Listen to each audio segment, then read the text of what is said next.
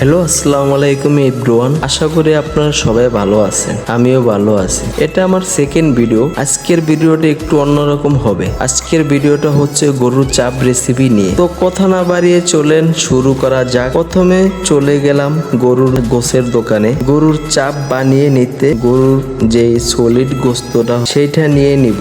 তো বাসায় চলে আসলাম। এখন চাপগুলো ভালোভাবে ধুয়ে নেব। চাপগুলো ধুয়ে দিচ্ছে আমার শালি।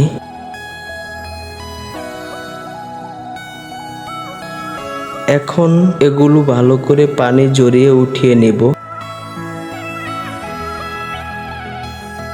তারপর আমার শ্বশুর চাপগুলো সাইজ মতন কাটিং করে নিচ্ছে। উনি আবার এসব কাজে এক্সপার্ট। আমার শ্বশুরেরও চাপের দোকান আছে, তাই উনি এসব কাজ একটু ভালো জানে। তো কাটিং করা শেষ। এখন আমার শ্বশুর চাপগুলোতে মশলা মাখিয়ে নেবে। তো চলেন দেখি কি কি মশলা দেয়।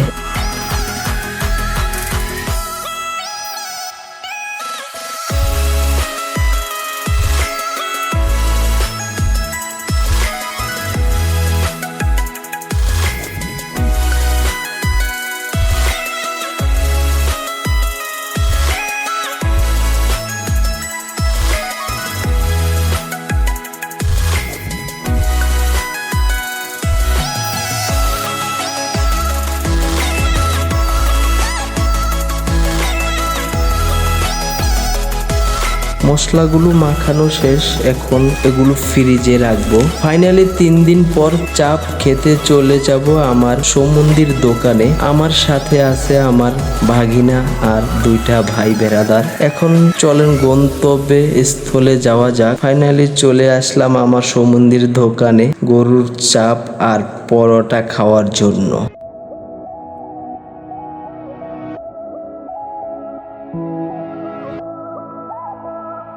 আর এখন যা করব সব নিজের হাতে বানানোর চেষ্টা করব। তো আমি রেডি করি, আপনারা দেখতে থাকেন। আগে পরোটাগুলো বেজে নেব।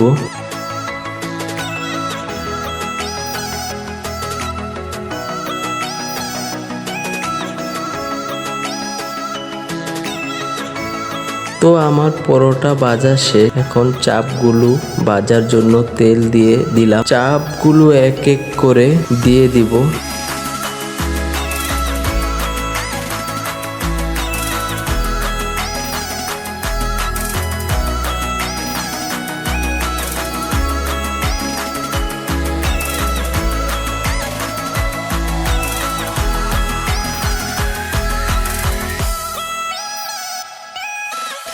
চাপগুলো ভাজা শেষ। এখন কেটে নেব।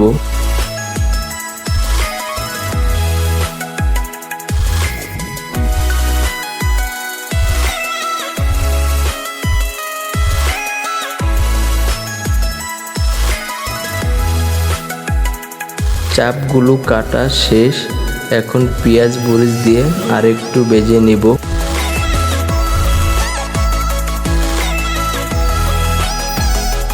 অবশেষে খাবার রেডি। চলেন এবার খেয়ে দেখা যাক খাবার কেমন হয়েছে। তো বিসমিল্লাহ বলে শুরু করলাম। আগে খাওয়া শেষ করে তারপর রিভিউ দিব। তো গরুর চাপটা খুব মজা ছিল। যে পরে আমরা আবার 2টা মুরগির চাপ নিয়ে নিছি।